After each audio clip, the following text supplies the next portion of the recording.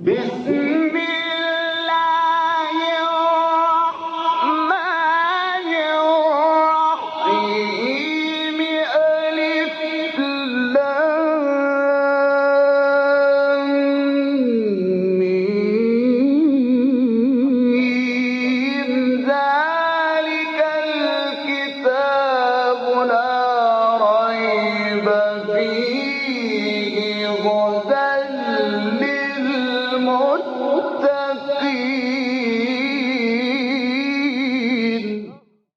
Interpretation of the Holy Quran. Bismillah ar-Rahman ar-Rahim. In the name of Allah, the Beneficent, the Merciful.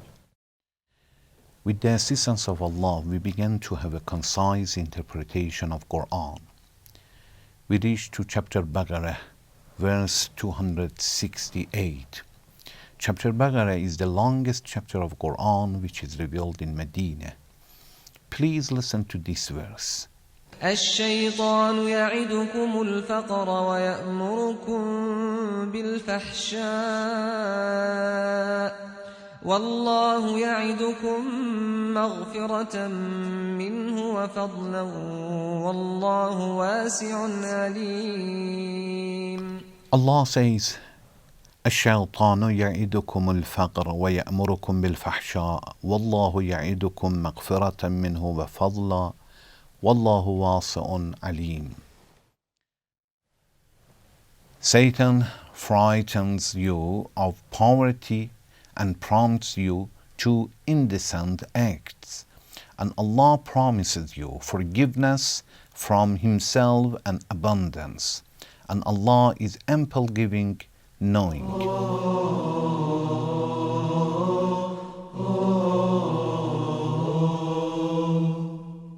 In previous verses, from verse 261, Allah started to talk about charity. In different verses, in different ways, Allah was talking about charity, and in this verse also, verse 268, also Allah continues to talk about charity, encouraging people to take care of others financially, to pay money, and be sure that if there are some obstacles, it is from Satan. Allah is introducing us. What is the problem? What can be the obstacles for helping the others? And how to protect yourself. Allah says, الشيطان يعدكم الفقر ويأمركم بالفحشاء. Shaitan, the Satan, frightens you of poverty, promises you or frightens you, scares you from poverty. Shaitan is telling you when you want to pay something to another person, to a poor person, to a beggar, Shaitan says, be very careful about your future. Little by little you become old. Little by little you become sick. Your children grow up and you need money. And in the time that you are poor, there is nobody to help. These are the issues that Shaitan is talking to the people to stop them. يَعِدُكُمْ الْفَقْرِ. Shaitan frightens you or promises you the poverty if you pay money. وَيَأْمُرُكُمْ بِالْفَحْشَاءِ. And Shaitan prompts you, order you to indecent acts, to bad deeds. It means it stops you from good deeds and encourages you to commit sin.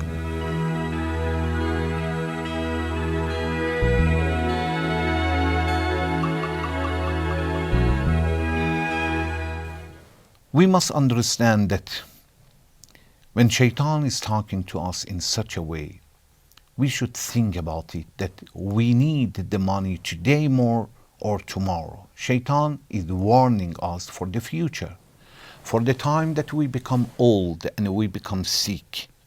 We need it. The Shaitan wants to say in the time of need, there is nobody to help. And we should think about it. And Allah says, okay, think about the future, about resurrection day, about after death. Because Allah says, وَاللَّهُ يَعِدُكُمْ مَغْفِرَةً مِّنْهُ وَفَضْلًا. But Allah has promised you. مَغْفِرَةً وَفَضْلًا. Maghfirah means forgiveness. The time that really you need Allah's forgiveness, the time that everybody will see his files and whatever he has done in the past, and there is nobody to help him unless the one that Allah allows him. وَفَضْلًا, it means abundance. Allah has promised you that if you pay, Allah is going to increase.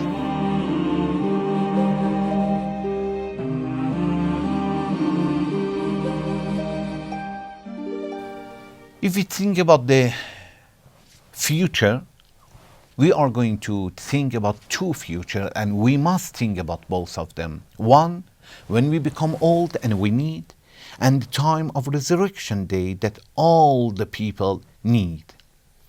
Allah is advising us to think about the resurrection day more. And Shaitan is warning us and telling us to think about this world when you become old. When we think properly, we see that really we must be very careful and we must obey Allah, and the intellect will tell us. Why? Because when we compare these two times, resurrection day is much more important comparing to the time that we become old, as Shaitan promised. One, Shaitan said, when you become old, you need, and you become poor. We should say that, yes, it is true, but who said that we become old? Maybe we don't become old. Still, when we are young, we die. But comparing to resurrection day, that definitely all people need. So when we compare these two times, the time that we become old and the time of resurrection day, one of them we are sure that we are going to be there and we are going to need. Comparing to the time that we are old, no, there is possibility, maybe we become old. This is one. Second, who said that if we keep the money for the time that we become old, if we try to save it, it will be saved? Maybe the thief will come and steal it. Maybe we try to make a business and in business we'll lose it.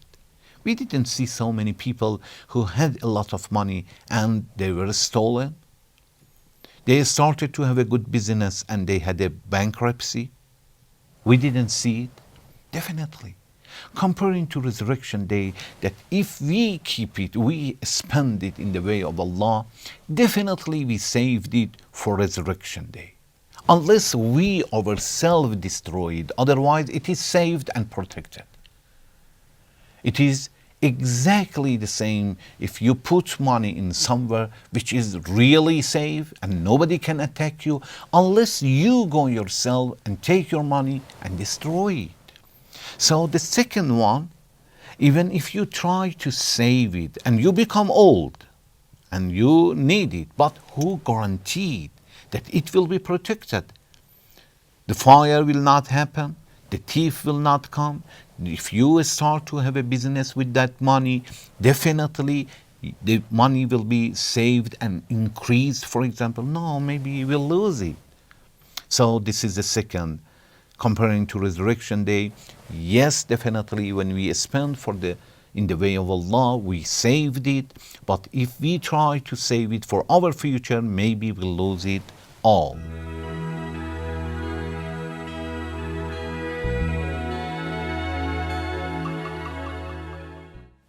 Third one, Shaitan says, keep the money for your future, the time that you become old and you need it. It is true. But who said that when we become old, we can use this money? Maybe when we are old, we cannot use our money. We are sick, but the money doesn't do anything. The doctor says we can't do anything. We have a lot of money, but we cannot buy food. We cannot eat food. The doctor said you should not eat meat, flesh, meat, for example. or rice or different fruits. We have seen many people who are very rich, but they cannot use their money. Who said that if we keep and save the money and will be protected and we become old, definitely we can use that money? At least a lot of money. Maybe there is possibility that we will not be able to use them. But in resurrection day, if we spend in the way of Allah, definitely all of them are needed in resurrection day. Also, another main differences. Even if we will be able to save for the time that we are old, and we will be able to use it, and they will be protected and saved for us, but for how long we can use it? When we are old, for how many years we will be alive? Maybe 5, 10, 20, 30? Okay, you are able to use it and wonderful, you can use all of them, they are helping, but it is temporary. It is for a few years. Comparing to resurrection day that the money is going to help us permanently, of course, this is nothing. These differences are mentioned in tafsir interpretation of Fakhr, which is one of the great scholars and interpreters of Quran, under this verse. الشيطان يعدكم الفقر ويأمركم بالفحشاء والله يعدكم مغفرة منه ورحمة. Under this verse, Fakhr has said that when we think properly, we should listen to Allah's promise, not to Shaitan's warning.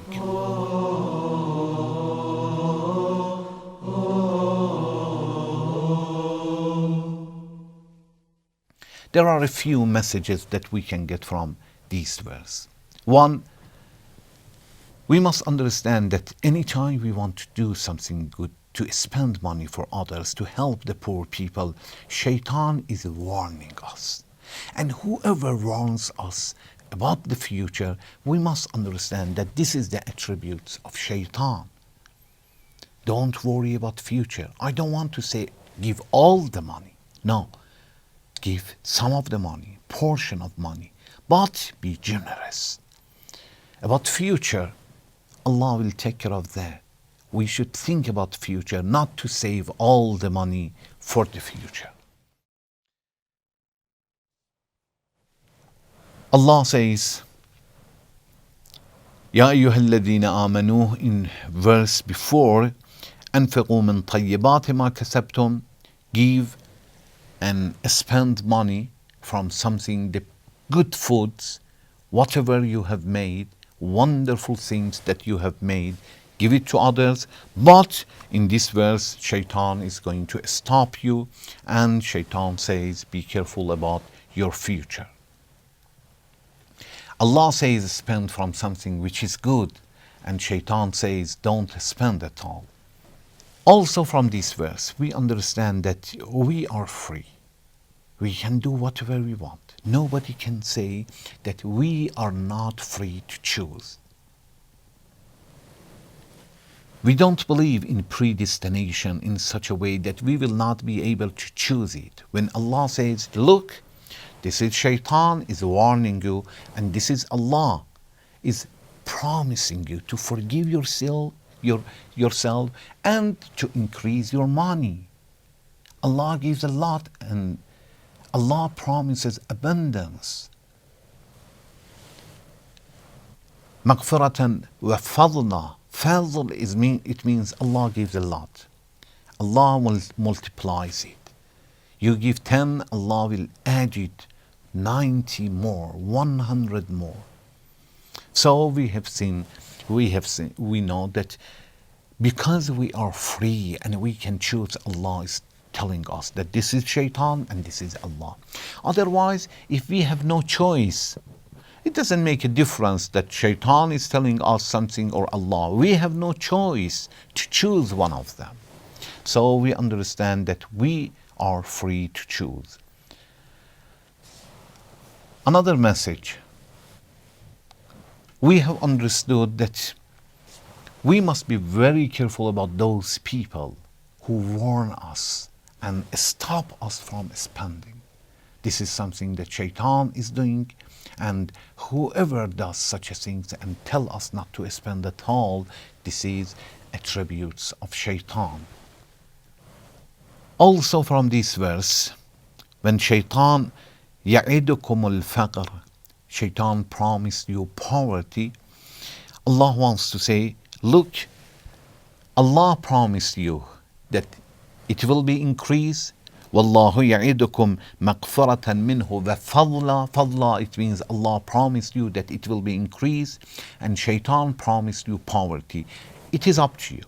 You can listen to the Lord and trust His promise, or trust Shaitan, and then you will see the future.